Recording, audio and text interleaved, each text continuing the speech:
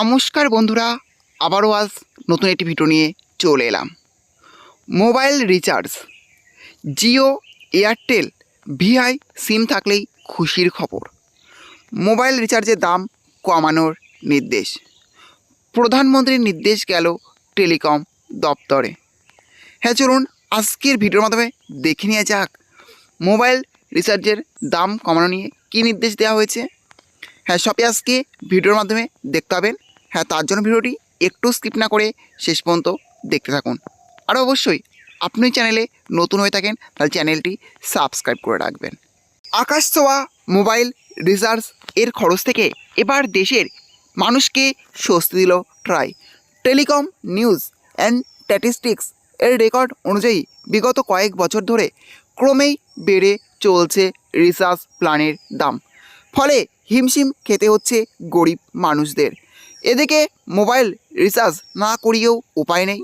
সেই সমস্যা থেকে মুক্তি দিতে এবার বিশেষ সিদ্ধান্ত নিয়েছে ভারতের টেলিকম অথরিটি তথা কেন্দ্রীয় টেলিকম মন্ত্রক ট্রাই। যেটুকু পরিষেবা নেবেন শুধু সেটুকু খরচ দেবেন, এর বাইরে 1 টাকাও নয়।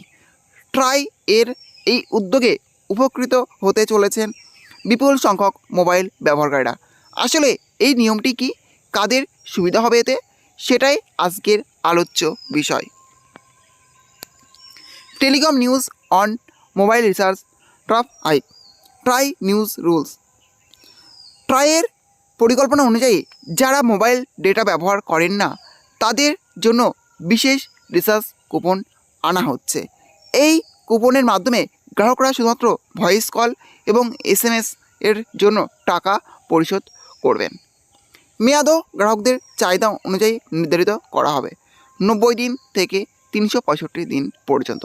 ফলে ডেটা ব্যবহার না করেও অযথা খরচ করা থেকে রেহাই পাবেন গ্রাহকরা। নতুন নিয়মের সুবিধা, গ্রাহকদের অপ্রয়োজনীয় খরচ থেকে মুক্তি, দীর্ঘমেয়াদী রিচার্জ প্যাকেজের ফলে বারবার রিচার্জ করার ঝামেলা এড়ানো যাবে, গ্রামীণ এবং নিম্ন আয়ের মানুষের আর্থিক সুরক্ষা বৃদ্ধি, সিনিয়র সিটিজেনদের জন্য বিশেষভাবে সহায়ক। কারা উপকৃত হবেন এই নতুন নিয়মে? সবচেয়ে বেশি উপকৃত হবেন দেশের গ্রামীণ অঞ্চলের মানুষ, যাদের অনেকেই এখনও স্মার্টফোন ব্যবহার করেন না। সমীক্ষা বলছে ভারতের প্রায় 150 মিলিয়ন মানুষ এখনও স্মার্টফোনবিহীন। এদের মধ্যে অনেকেই শুধুমাত্র ভয়েস কল এবং SMS এর জন্য রিচার্জ করেন, কিন্তু ডেটার জন্যও টাকা দিতে হয়। এই নিয়ম কার্যকর হলে বিশেষত সিনিয়র সিটিজেন এবং সাধারণ ফোন ব্যবহারকারীরা আর্থিকভাবে স্বস্তি পাবেন।